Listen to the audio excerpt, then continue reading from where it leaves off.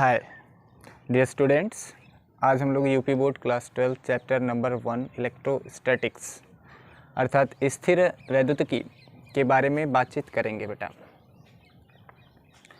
इस चैप्टर के अंतर्गत 5 चैप्टर आते हैं, जिसके अंतर्गत हम आज पहला चैप्टर इलेक्ट्रिक चार्ज यानी वैद्युत आवेश के बारे में बातचीत करते हैं। तो पढ़ाई करना है बेटा यदि ढंग से तो मेहनत तो करनी पड़ेगी। पढ़ाई करने के लिए बहाने नहीं बनाने पड़ेंगे, क्योंकि कहा गया है कि किस्मत हाथों की लकीरों में नहीं माथे की पसीनों में होती है। किस्मत हाथों की लकीरों में नहीं बेटा, माथे की पसीनों में होती है। तो आइए आगाज़ करते हैं आज का अपना कार्यक्रम। तो यूनिट नंबर 1 इलेक्ट्रोस्टैटिक्स।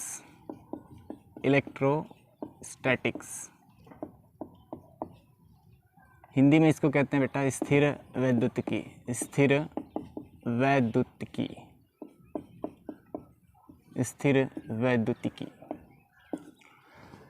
सबसे पहले हम बात करेंगे कि इलेक्ट्रोस्टैटिक्स अर्थात स्थिर वैद्युतिकी कहते किसे हैं। इसके बाद हम इस चैप्टर के अंतर्गत कितने चैप्टर्स आते हैं उसके बारे में डिस्कस करेंगे बेटा। तो स्थिर वैद्युतिकी 2 शब्दों से मिलके बना है।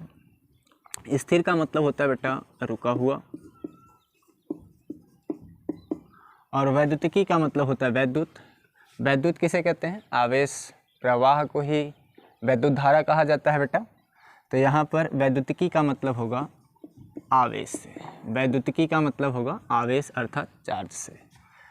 तो आप समझ चुके होंगे कि स्थिर वैद्युतिकी के अंतर्गत हम किसका अध्ययन करेंगे। सिंपल सा यदि इसके बारे में बातचीत करें तो स्थिर वैद्युतिकी 2 शब्दों से मिलकर बना हुआ है, स्थिर और वैद्युतिकी। स्थिर का अर्थ होता है रुका हुआ, वैद्युतिकी का अर्थ होता है आवेश। अर्थात इसकी परिभाषा देख लीजिएगा। स्थिर वैद्युतिकी की डिफिनीशन यहाँ पे हम लिख देते हैं। इसकी डिफिनीशन बोले तो परिभाषा कि विज्ञान की वह शाखा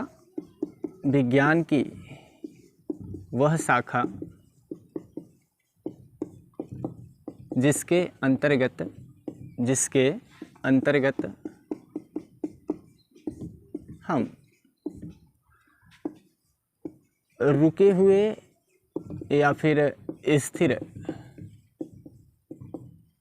आवेशों का अध्ययन करते हैं। स्थिर आवेशों का अध्ययन करते हैं, स्थिर वैद्युतिकी कहलाता है। स्थिर वैद्युतिकी कहलाता है।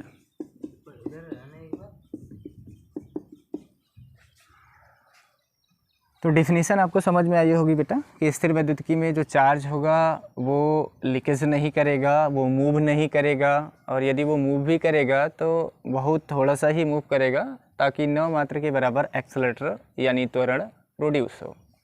इसमें जो भी चार्ज होगा उसे स्टोर करके रखा जाएगा और बाद में उस चार्ज को हम इस्तेमाल में ला सकते हैं। जैसे हम जब आपको संधारित्र वाला चैप्टर पढ़ाएंगे यानी कैपेसिटर वाला तो उसके अंतर्गत हम बात करेंगे कि जैसे जो पावर बैंक होता है उसमें जो भी आप चार्ज को स्टोर करके रख लेते हो, फिर उस स्थिर आवेश को जो पावर बैंक में संचित होता है उसे आप वायर के यानी केबल की मदद से आप अपने मोबाइल में सप्लाई कर देते हो। तो उस पावर बैंक में जो आवेश होता है वो एक तरह से स्थिर आवेश ही होता है। ठीक है।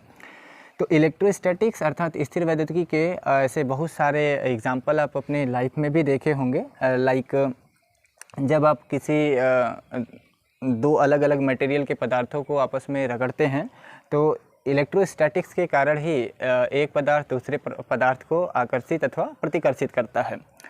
ये घटना सर्वप्रथम किसने बताई और कब की है, तो उसके बारे में हम थोड़ा सा डीपली आपको बताते हैं कि स्थिर वैद्युतिकी ये आया कहाँ से, किसने इसको बताया। ठीक है बेटा। तो आइए इसके बारे में थोड़ा समझते हैं कि किसने बताया स्थिर वैद्युतिकी को।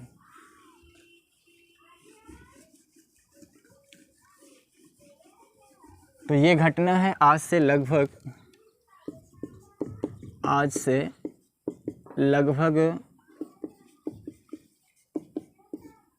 600 ईसा पूर्व, 600 ईसा पूर्व। बीसी का मतलब होता है बिफोर क्राइस्ट, यानी ईसा मसीह के जन्म से पहले।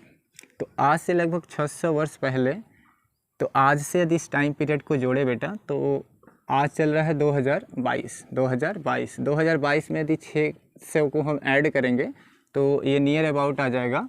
इसमें 600 आप 2022 में ऐड कर दीजिए, आपको वर्तमान टाइम पीरियड पता लग जाएगा। 2622 कितना आ जाएगा? 2622। तो आज से यदि बातचीत करें लगभग 600 ईसा पूर्व की कहानी है, तो ये वर्तमान समय में ये हो जाएगा 2622 ईस्वी की। ठीक है, 2622, या कुछ कुछ किताबों में 2500 भी दिया रहता है, कुछ किताबों में 2600 भी दिया है। तो डेट से कोई मतलब ना, आप कहानी इसके बारे में पहले सुन लीजिए। तो आज से लगभग 600 ईसा पूर्व, यानी लगभग 25 से 2600 वर्ष पहले की बात है। ये एक यूनान देश है, उस यूनान देश के एक नागरिक थे। यूनान देश में एक वैज्ञानिक थे जिनका नाम था थेल्स, वैज्ञानिक थेल्स।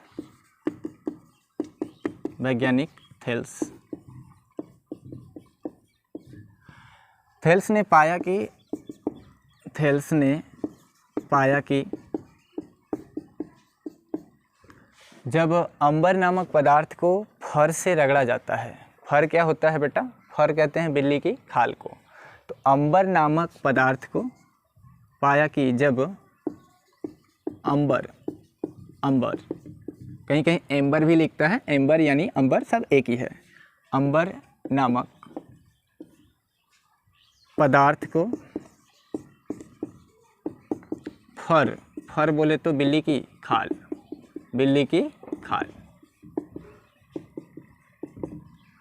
से रगड़ा जाता है या रगड़ा गया, तो पाया गया कि एम्बर या अंबर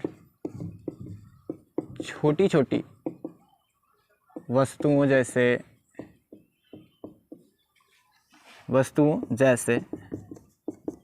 कागज के छोटे छोटे तिनके,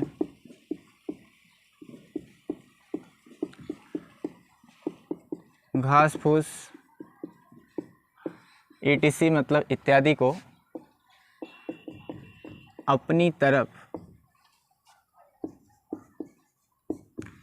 इकट्ठा या अपनी तरफ आकर्षित करने लगता है, अपनी तरफ आकर्षित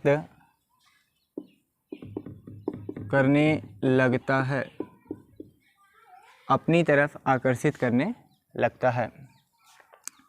ये कहानी थी थेल्स के द्वारा। ये बात बताई गई थी यूनान देश में कि जब भी हम अंबर, अब आपके दिमाग में एक प्रश्न उठेगा, सर व्हाट इज़ अंबर या व्हाट इज़ एम्बर? तो अंबर किसे कहते हैं? अंबर का मतलब होता है बेटा इलेक्ट्रॉन। अंबर का क्या मतलब है? इलेक्ट्रॉन। तो इस एम्बर को जब बिल्ली की खाल यानी फर से रगड़ा गया था तो ये पाया गया था, और ये कहा भी गया था यूनानी दार्शनिक थेल्स के द्वारा कि जब हम अंबर को किसी भी का मतलब उस समय केवल फर पर ही रगड़ा गया था, फर पे उन्होंने रगड़ा था, तो ये पाया था कि फर जो है किसी भी वस्तु को अपनी तरफ या तो आकर्षित करने लगेगा या फिर प्रतिकर्षित करेगा। तो थेल्स के द्वारा बताई गई बात को 2000 वर्षों तक लोगों ने स्वीकार नहीं किया, नहीं माना कि ये बात सत्य है या इसके पीछे कोई और तर्क है। लोग इस बात को एज ए अफवाह में लेते रहे। लेकिन 1600 ईस्वी के आसपास, 1600 ईस्वी में एक इंग्लैंड के वैज्ञानिक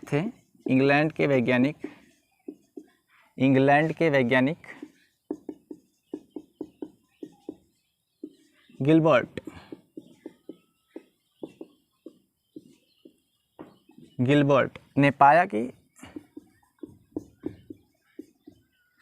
केवल अंबर ही नहीं, केवल अंबर और फर ही नहीं वरन ऐसे बहुत से जोड़े, ऐसे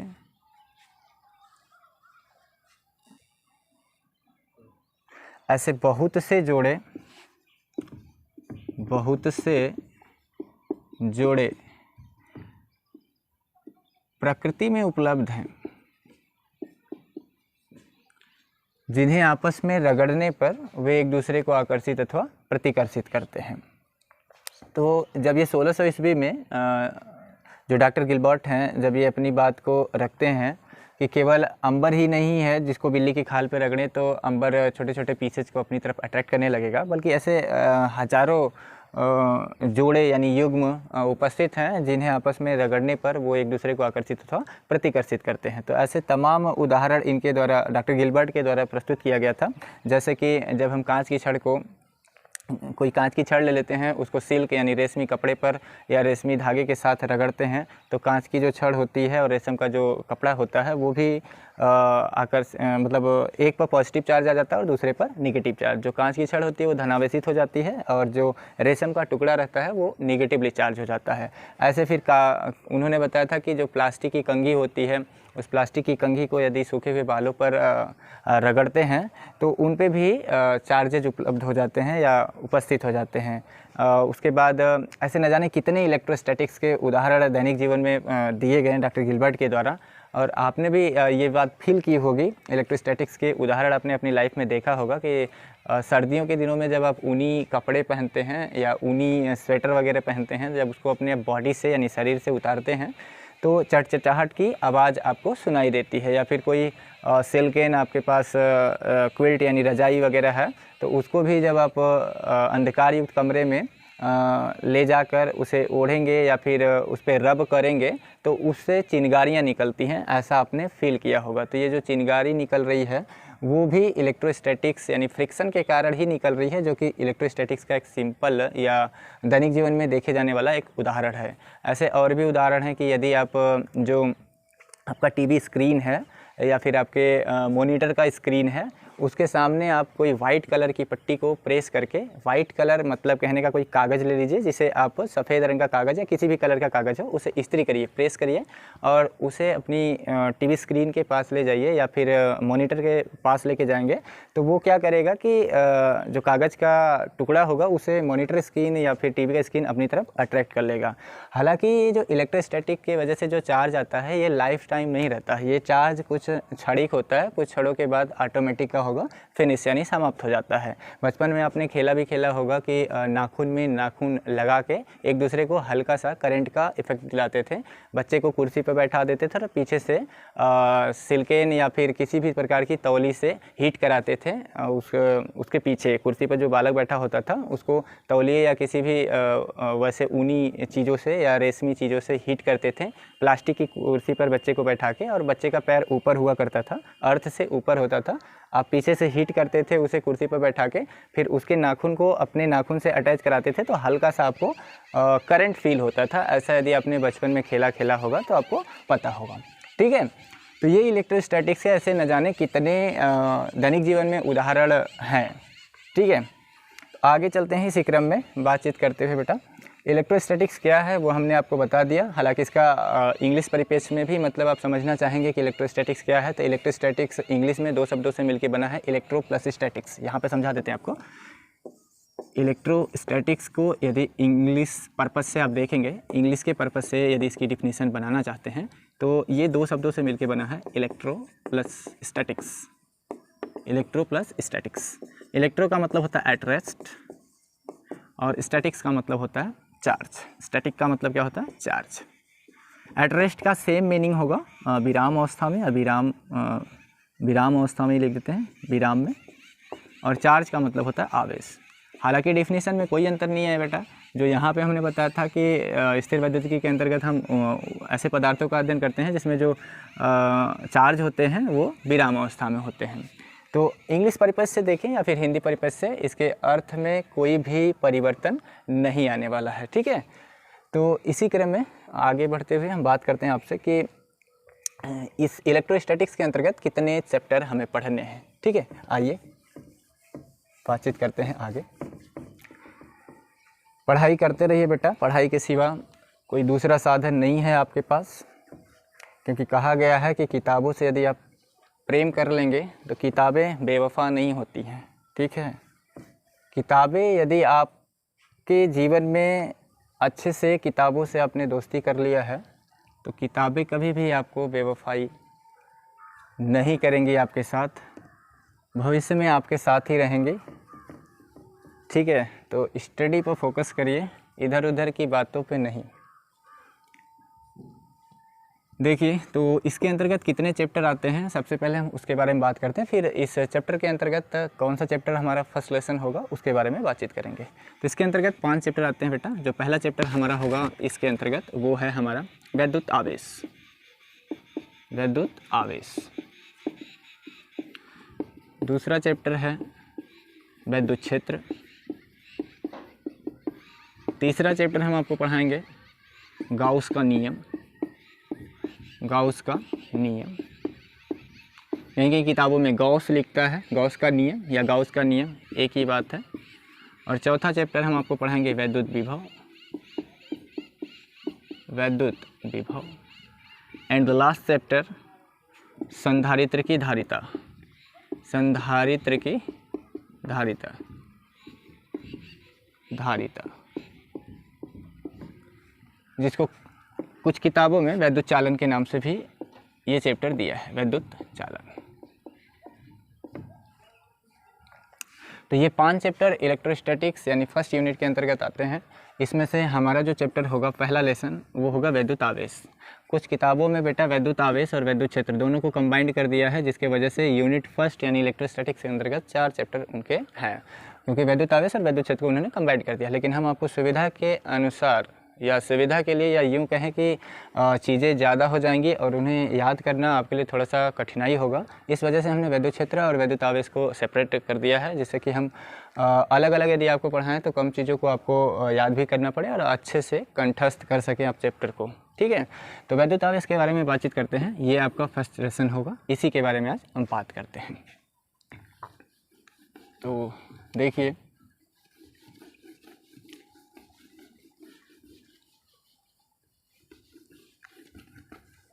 तो लेसन नंबर 1 इस चैप्टर के अंतर्गत जो आएगा वो है वैद्युत आवेश। वैद्युत आवेश, इलेक्ट्रिक चार्ज। इलेक्ट्रिक चार्ज, ये आपका फर्स्ट लेसन है। सबसे पहले हम बातचीत करेंगे कि वैद्युत आवेश कहते किसे हैं। वैद्युत आवेश कहते किसे हैं, ये जानना आपके लिए बेहद ज़रूरी है। तो वैद्युत आवेश सिंपल इसकी परिभाषा क्या है वो हम आपको बताएंगे विथ द एग्जाम्पल। आपको इसे याद भी नहीं करना पड़ेगा। किसी वस्तु का वह गुण, किसी वस्तु का वह गुण, ये इसकी परिभाषा लिख रहे हैं बेटा वैद्युत आवेश की। उसके बाद हम आपको इसको चुटकियों में याद कराएंगे विथ एग्जाम्पल। किसी वस्तु का वह गुण, किसी वस्तु का वह गुण जिसके कारण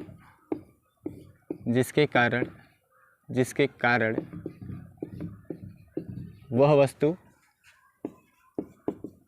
वस्तु किसी अन्य वस्तु को आकर्षित,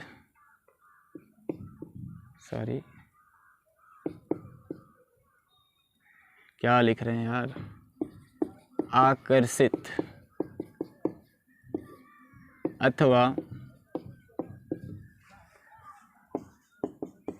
प्रतिकर्षित करे, वैद्युत आवेश कहलाता है। वैद्युत आवेश कहलाता है। कहेंगे परिभाषा तो आपने छाप दिया, इतनी बड़ी याद कैसे होगा। देखो, हम इस परिभाषा को आपको याद कराते हैं। ठीक है, ये वैद्युत आवेश की परिभाषा थी, जिसे आप फर्स्ट लाइन में या फर्स्ट पॉइंट के अंतर्गत राइट डाउन कर सकते हैं। ठीक है, अब इसे समझाने के लिए हमें आपको क्या देना पड़ेगा, कुछ उदाहरण। ठीक है। तो वो उदाहरण हम आपको अभी नीचे देते हैं। हालांकि वैद्युत आवेश के बारे में कुछ बातें हैं जो हम सीरियल वाइज 1 बाय 1 आपसे डिस्कस करना चाहते हैं ना। तो लिखिएगा इसी के नीचे पॉइंट नंबर 2 करके, ये आपकी डिफिनीशन है। वैद्युत आवेशन के समय, वैद्युत आवेशन के समय पदार्थ गर्म हो जाता है, गर्म हो जाता है। ये आपने फील किया होगा। सिंपली आप देख सकते हैं कि जब आप अपने एक पाम यानी हथेली को, एक हाथ के पंजे को दूसरे हाथ के पंजे पर जब ऐसे रगड़ेंगे तो सिंपली आप देखते हैं कि ये दोनों के दोनों जो हाथ हैं की हथेलियां हैं, जब इन्हें हम रगड़ रहे हैं तो जाहिर सी बात है एक का फ्रिक्शन के वजह से आवेश का ट्रांसफ़र हो रहा है, जिससे ये हाथ गर्म हो जाता है। और ऐसे जो भी पदार्थ आप एक दूसरे पर रब कराते हो, रगड़ते हो, वो भी आवेशन की प्रक्रिया के दौरान गर्म हो जाते हैं। तो मैंने दूसरी पॉइंट में ही लिखा है कि वैद्युत आवेशन यानी जब चार्ज आवेशित हो जाता है, जो पदार्थ है वो जब आवेशित हो जाता है तो उस प्रक्रिया के दौरान आप देखेंगे कि वो पदार्थ आपस में क्या हो जाते हैं, हीट हो जाते हैं, गर्म हो जाते हैं। तो आवेशन की प्रक्रिया के दौरान यानी चार्जिंग के समय जो पदार्थ होगा वो क्या होता है, हीट हो जाता है, यानी गर्म हो जाता है। अगली पॉइंट बनाएंगे इसी में, थर्ड पॉइंट, कि वैद्युत आवेशित वस्तु को वैद्युत आवेशित वस्तु को वैद्युतमय यानी इलेक्ट्रीफाइड, इसको क्या कहते हैं बेटा इंग्लिश में, इलेक्ट्रीफाइड, वैद्युतमय अथवा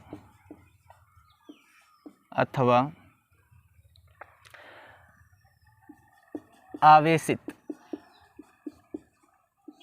वस्तु कहते हैं,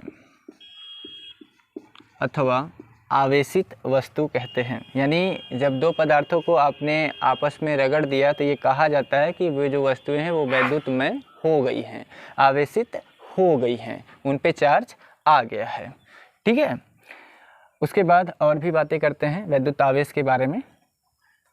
तो अगला पॉइंट लिखेगा वैद्युत आवेश के बारे में, ऊपर लिख देते हैं, इसको हम इरेज कर देते हैं बेटा।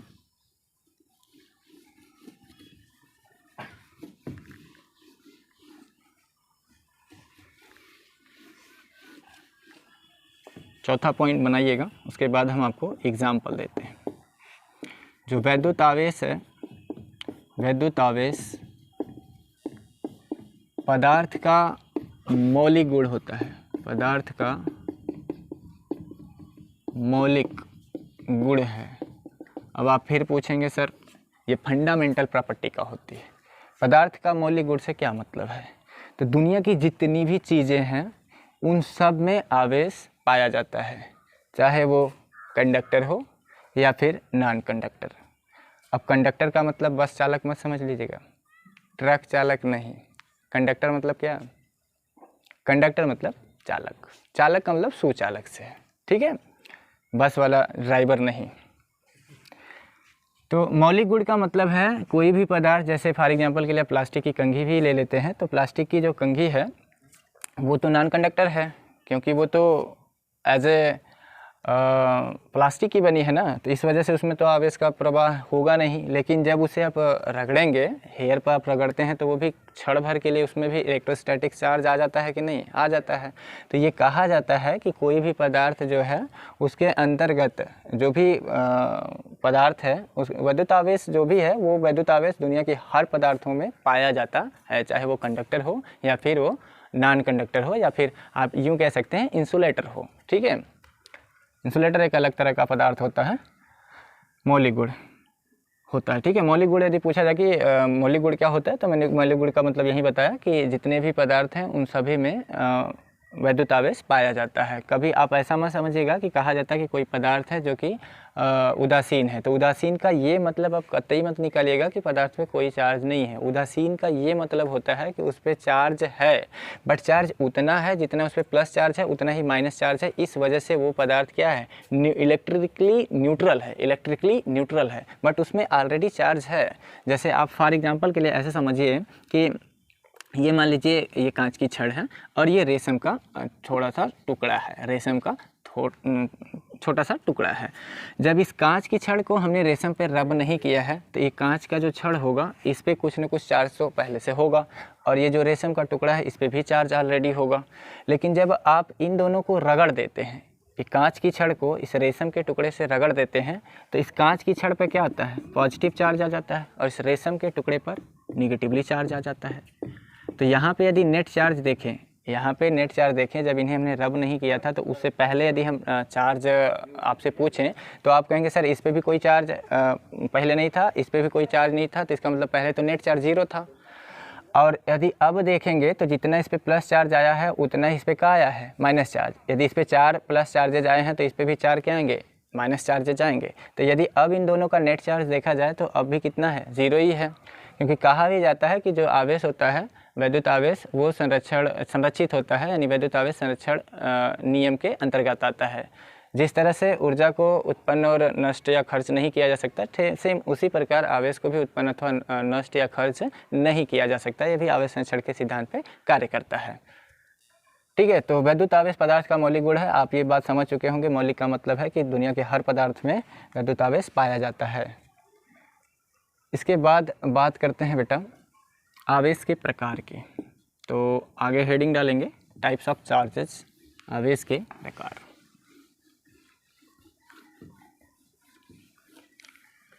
आवेश के प्रकार।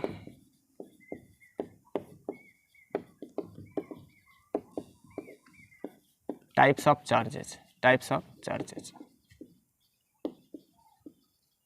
Types of charges. ठीक है, आवेश के प्रकार का मतलब आवेश कितने प्रकार का होता है। तो आवेश 2 प्रकार के होते हैं। कितने प्रकार के बेटा, 2 प्रकार के। आवेश 2 प्रकार के होते हैं, 2 प्रकार के होते हैं। कौन कौन से? पहला आवेश जो है वो धन आवेश होता है। पहले आवेश का नाम धन आवेश, और दूसरा आवेश ऋण आवेश। मैंने ऋण आवेश लिखा है, इसका मतलब ऋण प्लस आवेश। ठीक है, संधि करेंगे तो ऋण आवेश हो जाएगा। ये 2 तरह के आवेश होते हैं। अब आपके दिमाग में एक प्रश्न पुनः जागृत होना चाहिए, यदि नहीं हो रहा तो मैं उसे उत्पन्न कर रहा हूँ, आप सोचेगा। ठीक है, कि ये जो आवेश के प्रकार है ये बताया किसने? क्यों आवेश 2 ही प्रकार के होते हैं? क्यों नहीं 10 प्रकार या 3 प्रकार या कुछ और प्रकार के आवेश बताए गए? क्यों 2 ही प्रकार के बताए गए? तो जब भी चीज़ों को आप पढ़ा करो, गहराई से पढ़ा करो और खुद से ये प्रश्न किया करो कि क्यों है, कैसे है। समझ पा रहे हो? क्यों कैसे करने से आपको उसके अंदर छिपी गहराई पता लगेगी, क्योंकि गहराई सदैव का आती है, काम आती है। सैलो नॉलेज यानी छिछला ज्ञान लेके आप कहीं भी जाएंगे तो सक्सेस नहीं हो पाएंगे। ठीक है, इसलिए गहराई से पढ़ा करिए। ये नहीं कि बस हमें पास होने से मतलब है और उतना ही पढ़िए जितना पास होना है। नहीं, पास तो खैर सभी हो जाएंगे, लेकिन पढ़ाई ऐसा करिए ताकि भविष्य में भी उस ज्ञान का जो ज्ञान आपके पास रहे वो सही रहे। सीमित ज्ञान लेके चलने से कुछ होने वाला नहीं है। तो आवेश 2 प्रकार के होते हैं, धन आवेश और ऋण आवेश। और ये भी बात हो सकती है कि सर इनका नाम धन आवेश और ऋण आवेश ही क्यों पड़ा, क्यों नहीं कल्लू और बीरबल पड़ गया। ठीक है, ऐसे बहुत सारे प्रश्न आपके दिमाग में उठने चाहिए, ताकि आप यदि कहीं पढ़ रहे हो तो उस टीचर की भी बाल की खाल निकालो, उससे आप पूछो कि क्यों ऐसा है, क्यों नहीं इसे कुछ और कहा गया। ये नहीं कि टीचर छपवा दिया, आपने छाप लिया। ठीक है, ऐसा नहीं। देखिए, तो थोड़ी सी कहानी हम आपको बताते हैं। आवेश 2 प्रकार के होते हैं, धन आवेश और ऋण आवेश। इसके बारे में हम डिटेल में नेक्स्ट वीडियो में बातचीत करेंगे। इससे पहले हमने आपको कहा था कि हम वैद्युत आवेश की जो डिफिनीशन होगी उसे विथ एग्जाम्पल की मदद से याद कराने की कोशिश कराएंगे। ठीक है, आइए उसको हम बताते हैं। इसके बारे में हम डिटेल में नेक्स्ट वीडियो में बातचीत करेंगे। थोड़ा सा हम आपको वैद्युत आवेश की जो डिफिनीशन है उसे कहा था कि हम आपको विथ एग्जाम्पल याद कराएंगे, तो उसे देख लीजिए और शेष चीज़ें हम आपको नेक्स्ट वीडियो में प्रोवाइड कराएंगे। तो फॉर एग्जांपल के लिए बेटा आप ये छड़ ले लीजिए, कांच की ये छड़ है, इसको एज्यूम करिए ये कांच की क्या है, छड़, कांच की छड़। और यहाँ पे कोई रेशम का कपड़ा ले लीजिए, ये कोई रेशमी क्या है, कपड़ा, रेशम का कपड़ा, ये रेशम का कपड़ा है। तो कांच की छड़ को जब आप रेशम के कपड़े से रगड़ते हैं तो रगड़ने पर ये कांच की छड़ पॉजिटिवली चार्ज हो जाती है, और ये रेशम का जो टुकड़ा है या यूँ कहिए रेशम का कपड़ा है या धागा है, ये नेगेटिवली चार्ज हो जाता है। ठीक है, हमने परिभाषा आपको बताया था वैद्युत आवेश की कि वैद्युत आवेश में जब हम किसी पदार्थ को दूसरे पदार्थ से रगड़ते हैं तो सॉरी, एक पदार्थ को हम किसी अन्य पदार्थ से जब रगड़ते हैं तो ये जो पदार्थ होगा पहला वाला, वो किसी अन्य वस्तु को या तो आकर्षित करेगा अथवा प्रतिकर्षित करेगा। तो यहाँ पे आप ध्यान से देखिए, जब आप इसको रगड़ रहे हो तो रेशम पर निगेटिवली चार्ज आ रहा है और कांच की छड़ पर पॉजिटिवली चार्ज। ठीक है, अब आपके दिमाग में ये भी प्रश्न उठेगा, सर इसी पर प्लस और इस पर माइनस क्यों आया, इस पर क्यों नहीं माइनस आ गया और इस पर क्यों प्लस नहीं आया। तो ये सारी बातें हम आपको नेक्स्ट वीडियो में बताएंगे। फिलहाल के लिए आप इसको समझिए। और भी उदाहरण हम आपको यहाँ पे देते हैं, जैसे ये कांच की छड़ वाला तो आपको समझ में आ गया, कांच की छड़ को जब हमने रेशम पे रगड़ा तो कांच की छड़ धनावेशित हो गई और रेशम का टुकड़ा ऋणावेशित हो गया। फॉर एग्जांपल आप रबड़ की छड़ ले सकते हैं या फिर आप बैलून ले सकते हैं, मतलब फुला हुआ गुब्बारा जिसमें एयर हो, या फिर आप कंघी ले सकते हैं। ठीक है, वो भी कौन सी कंघी, प्लास्टिक की कंघी, लोहे की कंघी नहीं, प्लास्टिक की कंघी, प्लास्टिक की कंघी। और आपका हेयर हो सकता है ना, बाल, क्या चीज़, बाल में तो गेंदा नहीं, सिर का बाल है ना, मनुष्य के शरीर पर जो बाल होता है, सॉरी शरीर बोले तो हेड वाला है ना, वो शरीर वाला नहीं, ये सब नहीं, कपार पे जो बाल है जी, सिर पे जो बाल है, सिर पे बाल, सिर पर जो बाल है उसके, आपको पता है कि जब प्लास्टिक की कंघी को आप सिर पर जो बाल है, सूखे हुए बाल, इस पर जब रब करते हैं तो जो सिर का बाल है वो पॉजिटिवली चार्ज हो जाता है और जो काम है यानी जो कंघा है या कंघी है वो निगेटिवली चार्ज हो जाती है। तो यहाँ से यदि आप समझें वैद्युत आवेश की परिभाषा को, तो हमने बताया था कि जब एक पदार्थ को किसी अन्य पदार्थ से रगड़ते हैं तो जो एक पहला वाला पदार्थ होता है वो किसी अन्य वस्तु को आकर्षित अथवा प्रतिकर्षित करने लगता है। अब इस बात को यहाँ से ध्यान समझिएगा कि जो कांच का छड़ है ये धन आवेशित है, प्लास्टिक की कंघी जो है ऋण आवेशित है। जब इनको हम पास पास लेके आएंगे तो आपको ये बात बेसिक क्लास 9 से पता होगी कि विपरीत आवेशों में क्या होता है, आकर्षण बल लगता है, तो ये दोनों पास पास आ जाएंगे। और यहाँ पर यदि बात करें रेशम के कपड़े को, और यदि हम बाल के अपने हेयर पे इसको पास में लेके आए तो ये दोनों एक दूसरे को क्या करेंगे, अट्रैक्ट करेंगे यानी आकर्षित करेंगे।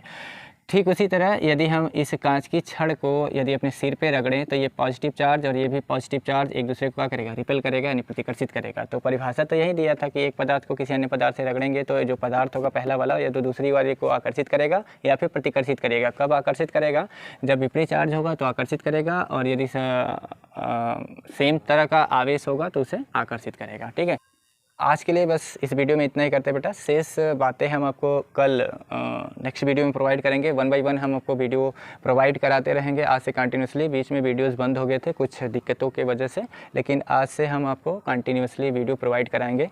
तो वीडियो यदि पसंद आ रहा हो तो चैनल को सब्सक्राइब करिए, वीडियोज़ को लाइक करिए, ठीक है, और अपना ख्याल रखिए, पढ़ाई करते रहिए। Thanks for watching my videos.